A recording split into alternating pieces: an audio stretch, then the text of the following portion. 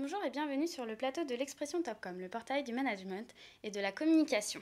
Des-Make-up incarne le démaquillage. Or, qui dit démaquillage dit parfois ennui et culpabilité pour une femme. Pour aller à l'encontre de cette idée reçue, l'agence Les Ouvriers du Paradis joue la carte de la dérision et porte le démaquillage au rang d'œuvre d'art. Une campagne illustrant cette idée a récemment vu le jour. Pour nous en parler aujourd'hui, nous recevons sur notre plateau Dorian Bellégi, directeur général Europe Personal Care, et Valérie Napoli, directrice générale adjointe de l'agence Les Ouvriers du Paradis. Bonjour. Bonjour. Bienvenue sur le plateau de l'Expression. Merci.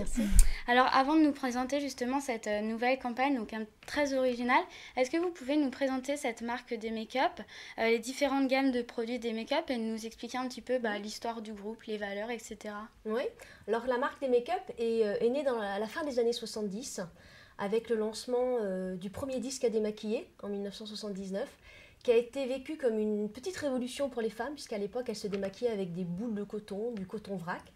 Et ça a été perçu comme une petite révolution parce que c'était beaucoup plus facile à utiliser, beaucoup plus efficace.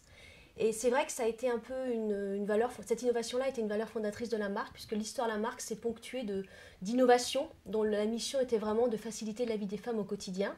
Donc ça a commencé par les disques de coton. Il y a eu différentes tailles, différents formats, différentes textures, différentes fibres.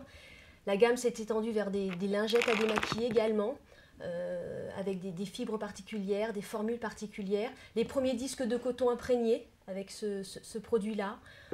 Donc toute l'histoire de la marque, c'est une histoire d'innovation, de nouveaux produits dans le quotidien des femmes pour les aider à vivre ce moment du démaquillage de manière le plus simple possible et le plus efficace possible. Et vraiment dans la valeur de marque, il y a vraiment cette idée d'innover, de faciliter la vie des femmes avec des produits simples d'utilisation et particulièrement efficaces. D'accord. Où est-ce qu'on retrouve les produits des make-up? Est-ce qu'on en retrouve uniquement en France, en Europe? Expliquez-nous. La marque des make-up est présente dans près de 30 pays, mais c'est vrai que ses ventes se concentrent essentiellement en Europe, en France notamment, qui est le plus grand pays, mais également en Espagne, en Italie, en Allemagne, en Belgique, en Hollande. Donc c'est une marque qui est présente dans tous ces pays avec une offre assez élargie. D'accord. Est-ce que des make-up, on imagine, a des concurrents, notamment des distributeurs? Est-ce que vous pouvez nous dire deux mots sur le sujet? Oui, donc la marque opère sur différents segments de marché, les cotons à démaquiller, les lingettes, les démaquillants pour les yeux. Et effectivement, ces concurrents peuvent être soit les marques propres des magasins, mais également les intervenants classiques de la cosmétique, donc de la marque propre jusqu'aux marques cosmétiques connues. D'accord. Donc, on va parler justement de cette nouvelle campagne de communication. Est-ce que vous pouvez nous dire un petit peu quelles sont les habitudes de communication des make-up? Ouais. Et nous parler peut-être de la dernière campagne qui s'attardait vraiment sur les priorités techniques des produits. Est-ce que la nouvelle campagne va évoluer par rapport à ça? Est-ce que vous pouviez nous dire justement comment la marque avait l'habitude de communiquer? Ouais. Donc le principe général pour des make-up, c'était de prendre la parole à partir du moment où il y avait une innovation produit.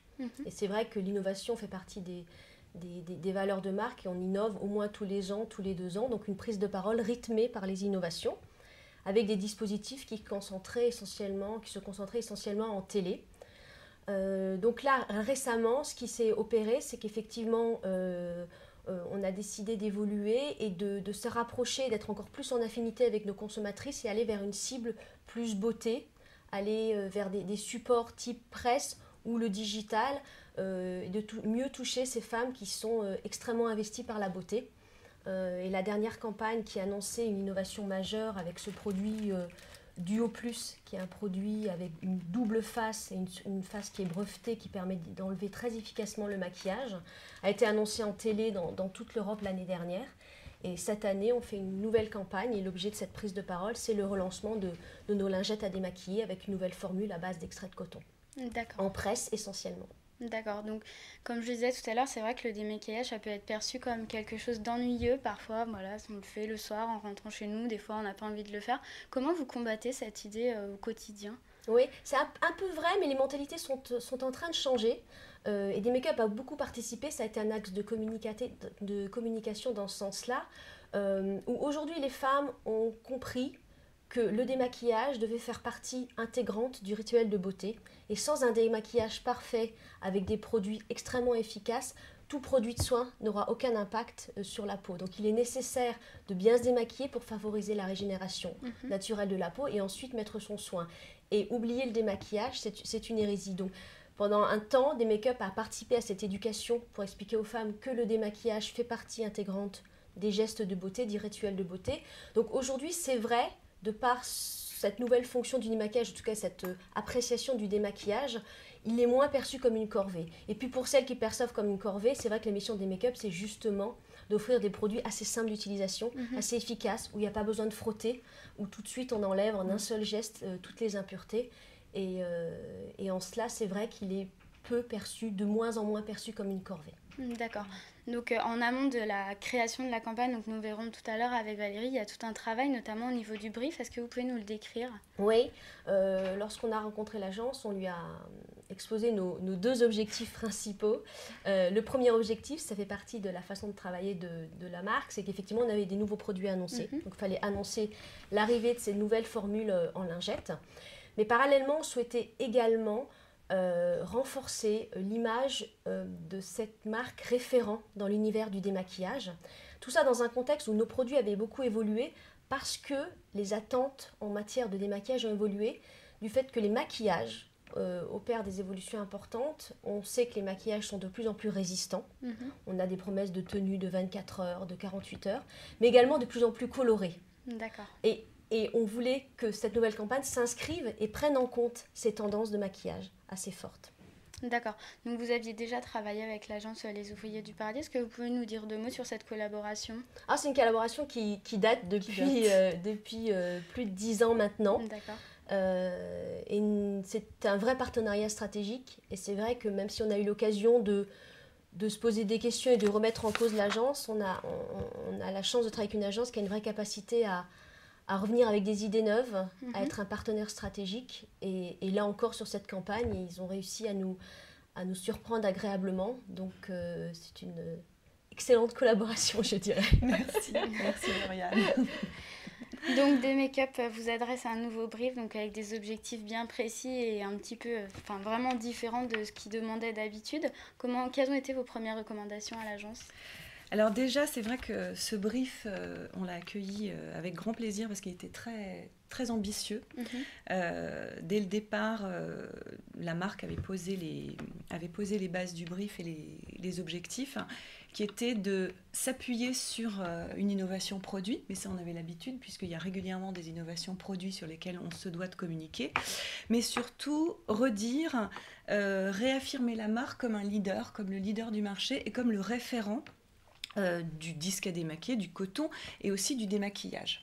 Donc c'était à la fois simple parce que le message à communiquer était très simple, je suis le référent du coton, et difficile parce qu'aujourd'hui, vis-à-vis d'une cible un peu surexposée à des messages de supériorité, de produits, d'innovation, surtout dans la cosmétique, il y a énormément de messages sur de la nouveauté, sur des nouveaux référents.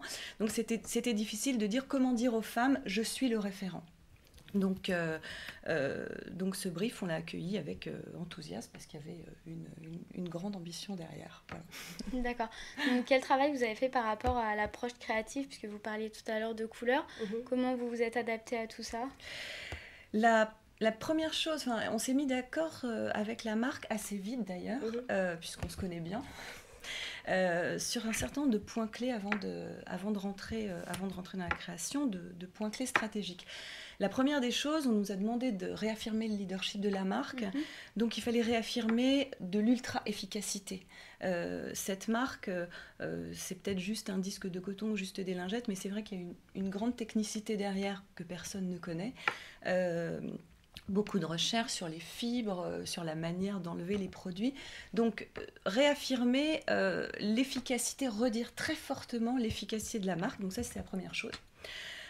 Adopter en communication une posture de référent et de leadership. C'est-à-dire, la marque innove, il faut être aussi innovant. On se doit d'être aussi spectaculaire. On s'est donné pour mission d'être spectaculaire. Aujourd'hui, très souvent, les campagnes, le risque qu'on prend, c'est de ne pas être vu. Donc on s'est dit, il faut absolument qu'on soit remarqué. La marque est connue, mais cette campagne doit être remarquée. Et la troisième chose à faire, c'était et ça c'est une stratégie de la marque depuis longtemps, d'être fortement ancrée sur l'univers de la beauté, et la beauté telle que les femmes l'aperçoivent aujourd'hui. Doriane parlait tout à l'heure de maquillage de plus en plus coloré. Cet été, il y a eu le color block, c'est vraiment très dans la tendance actuelle de s'affirmer. Les femmes aiment les couleurs, elles aiment aussi le noir et blanc, bon, mais elles aiment également les couleurs. Donc voilà, leadership, spectaculaire, et efficacité. D'accord. Donc justement, présentez-nous ces visuels qui illustrent cette nouvelle campagne de communication des make-up. Je vais les montrer en fait parce que c'est voilà. Donc il y a On peut plusieurs. peut-être expliquer effectivement que l'idée de la campagne, si on devait résumer la campagne en 2 mots, c'est un maquillage extraordinaire, des maquillages extraordinaires. Ça, c'est ce qu'on appelle un peu l'idée créative de la campagne. Donc il y a un certain nombre de visuels, voilà.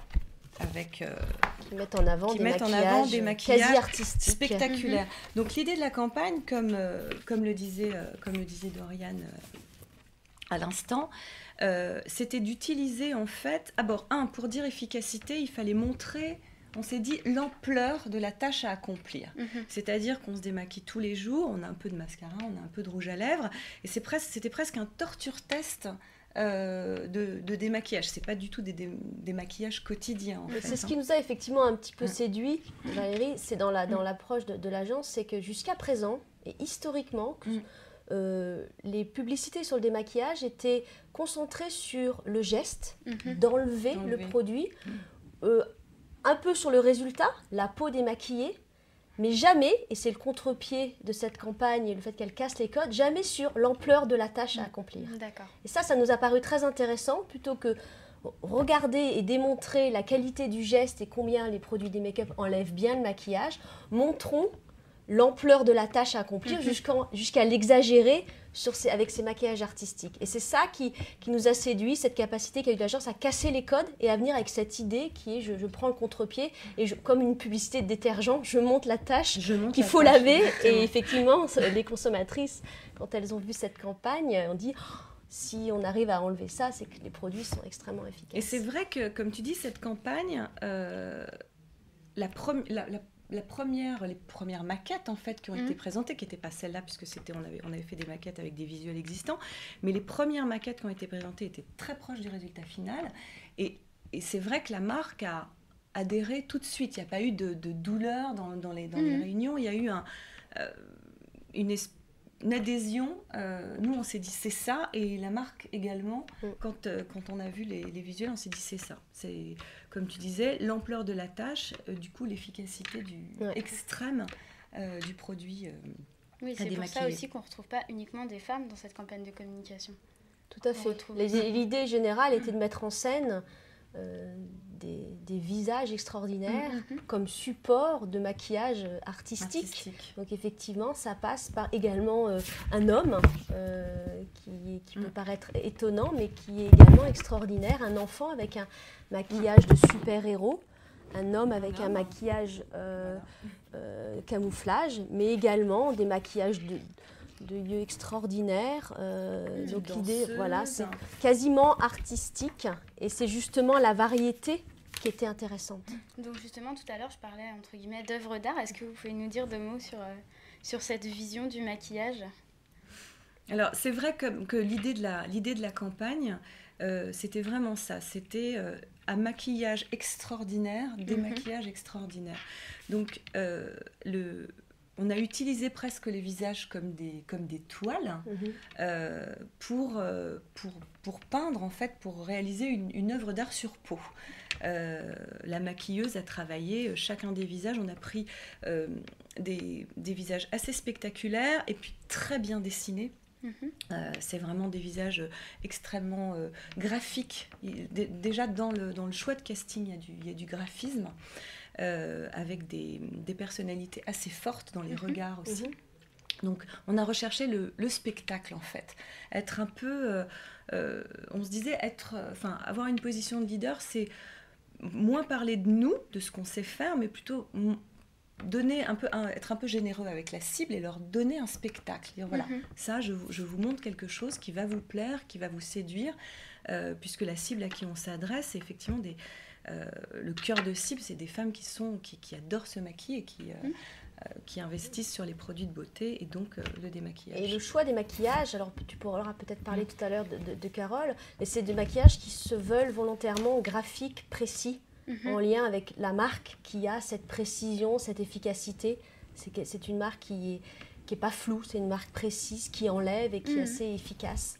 Il y a de la vélocité dans cette marque également. Peut-être que tu peux Et c'est vrai que le brief à la maquilleuse, donc, qui s'appelle Carole Lanier, qui est une maquilleuse de mode, de magazine, de stars. Enfin, elle fait beaucoup de défilés. C'est vraiment une maquilleuse de défilé avec une formation artistique.